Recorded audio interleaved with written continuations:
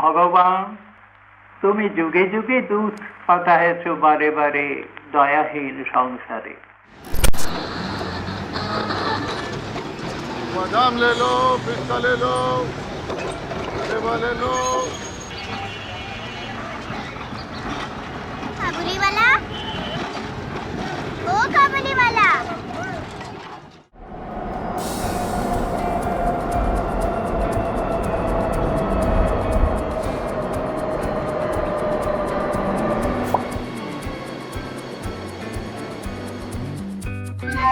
Station Kirchberg. Platform is on the right side.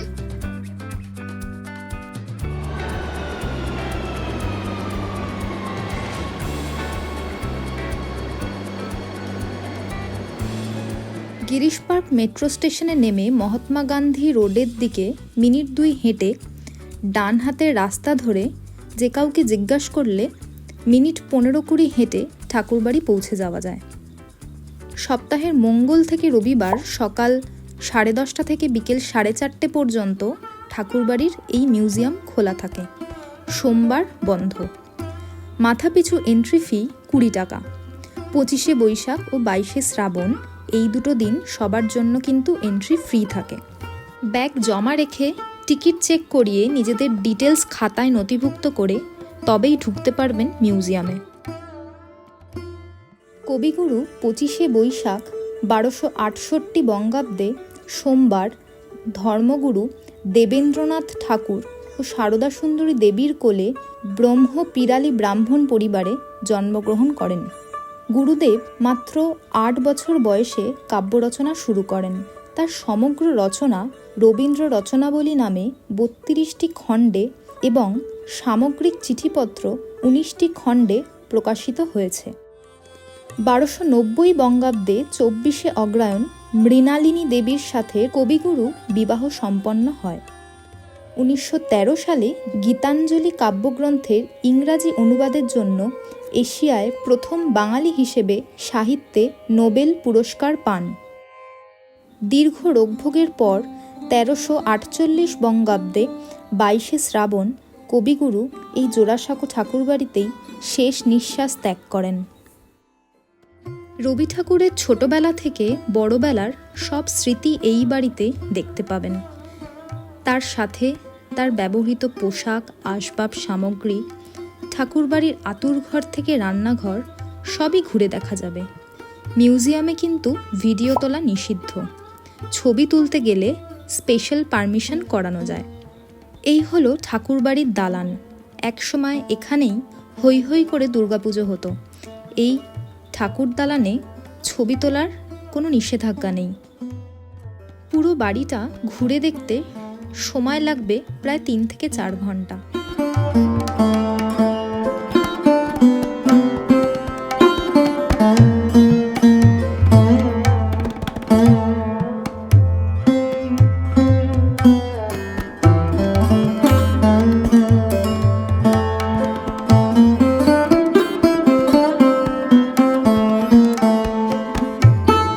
বাঙালির শিল্প, সাহিত্য, সংস্কৃতি চর্চার ক্ষেত্রে কলকাতার জোড়াসাঁকো ঠাকুরবাড়ির একটি বিশেষ ভূমিকা আছে এবং কলকাতার ঐতিহ্য এখনও বহন করে চলেছে। রবি ঠাকুরের বাড়ি থেকে বেরিয়ে আমরা চললাম তারই নামের সাথে জড়িত এক খাবার খেতে।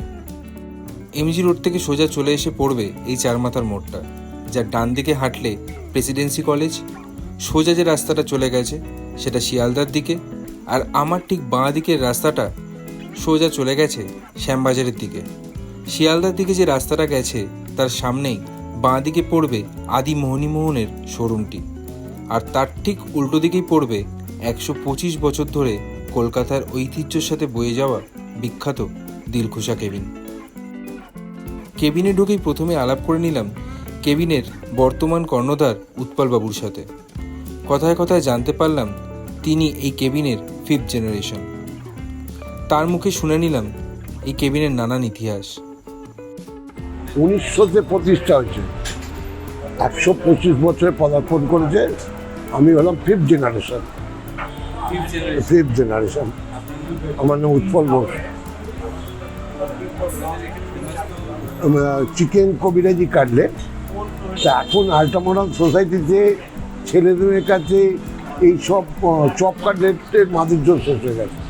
এখন এইসব biryani, fried rice, chowmein, chilli চিকেনের ইয়েটা বেশি। তা এই এত বছরের যে চেয়ার টেবিল দেখছেন, এই চেয়ারের মূল্য ছিল 70 পয়সা, অনলি 70 পয়সা, যার এখনো পর্যন্ত রিপেয়ার নেই, পালিশ নেই। যত কাস্টমার বসছে তত চচ্চড়ে হচ্ছে। 70 পয়সা থেকেই চলছে, কোনো দিনের রিপেয়ার নেই, কোনো পালিশ নেই। ওই যে আয়নাটা দেখছেন 80 টাকা আয়না, বর্তমান মূল্য হলো 1.5 লাখ টাকা। মানুষটি অত্যন্ত ভালো, আর ওনার ব্যবহার সত্যি মনে রাখার মতো।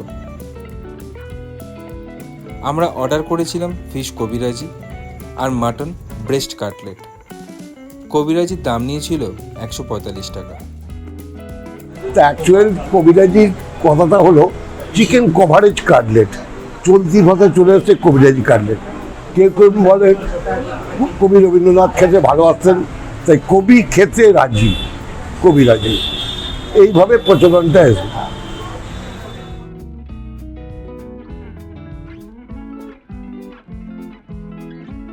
কবিরাজির ভেতরে ভেটকি মাছের ফিলেটটা একদম ফ্রেশ, কিন্তু ওপরের কোটিংটা আমার একটু বেশি লেগেছে। কোনো খাবার শুধু খাবার মধ্যে তার আসল টেস্টটা বোঝা যায়, যার জন্য আমি কাসুন্দিতে ডিপ না করে রটা খাচ্ছি। তেলের পরিমাণ একটু বেশি থাকে কবিরাজিতে, আপনারা সবাই জানেন। তাই যাদের হার্টে একটু দুর্বল, কবিরাজি থেকে দূরে থাকবেন। কাসুন্দিতে ডিপ করছি টেস্টটা জাস্ট বলার জন্য।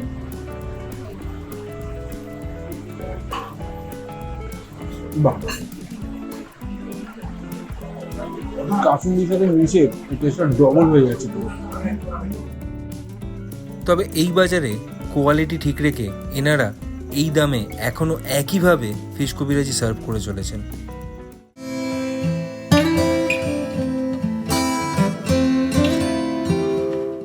মাটন ব্রেস্ট কাটলেটের দাম 135 টাকা।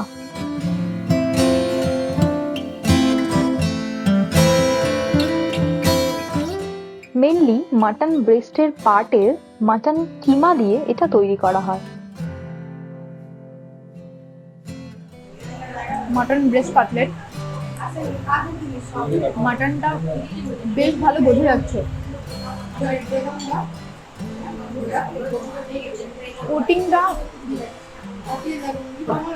খুব পাতলাও না, আবার খুব মোটাও না, বাট মিডলের যে লেয়ারটা মাটনের, সেটা বেশ টেস্টি।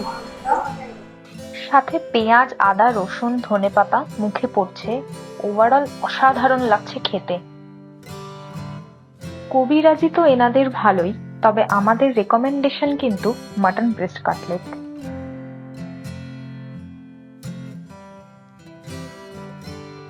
ভিডিওটা ভালো লাগলে চ্যানেলটা অবশ্যই সাবস্ক্রাইব করতে ভুলবেন না। খুব শিগগিরই আসছি নতুন কিছু পর্ব নিয়ে। সবাই খুব ভালো থাকুন, সুস্থ থাকুন।